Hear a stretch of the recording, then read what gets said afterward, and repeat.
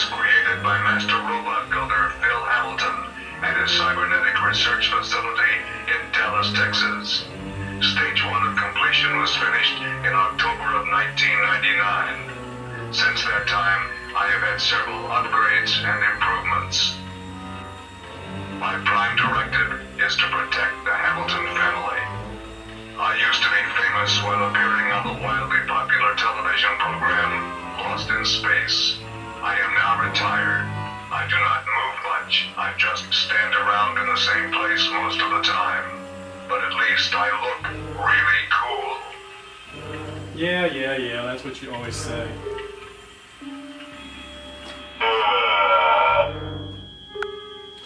Okay, what we're here to talk about really is the Jupiter 2 console that I've just finished building, and I'd like to take you through it, and I don't want to hear any more from this bubble-headed booby.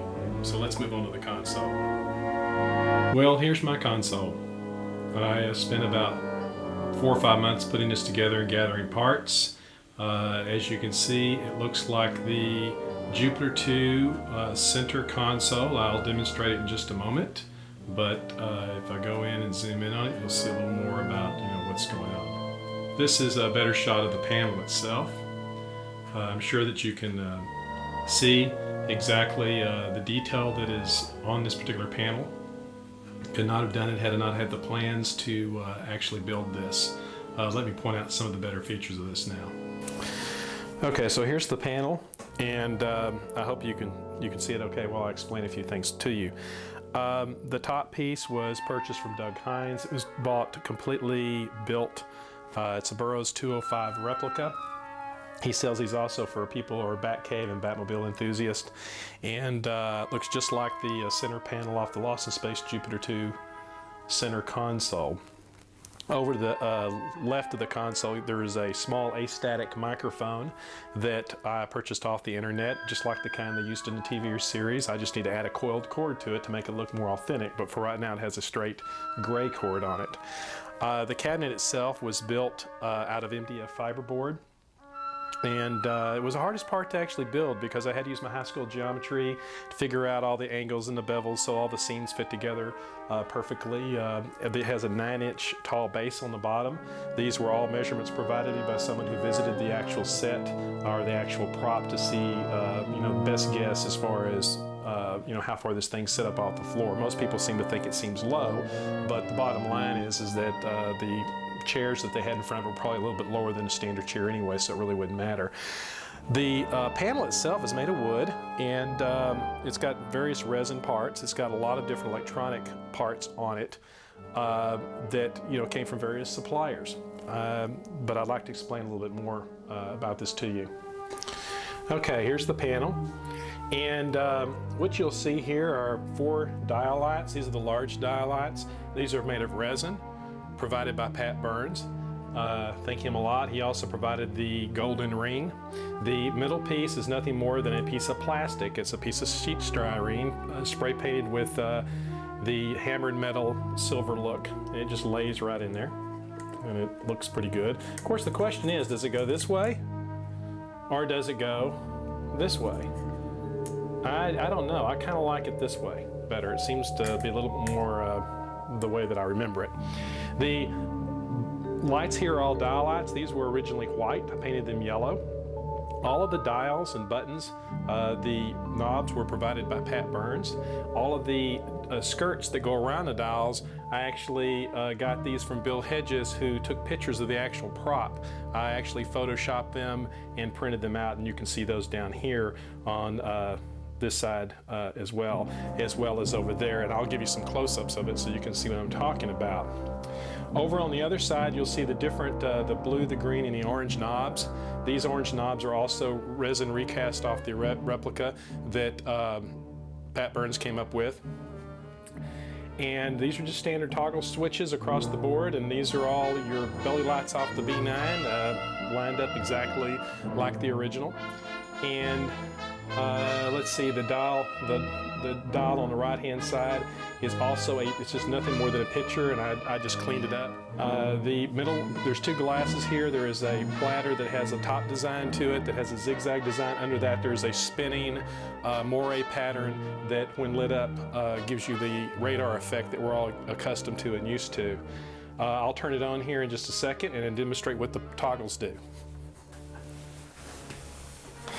Okay, let's turn this on and I can show you what it looks like. This is the Doug Hines Replica console. Let's turn it on. As you can see in the front, it's got various lights and knobs, all non-functional except a few of the toggles that actually do something.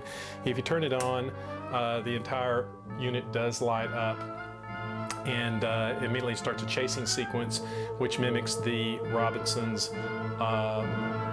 Lost in Space Jupiter 2 Burroughs console, as well as many other ones. The console itself, it has an alarm that does that. There's lights that go on and off if you want to leave them on. You can also, turn certain things on and off. But basically, it looks really good. It sits there and it just is a great carrying piece to the top of this thing.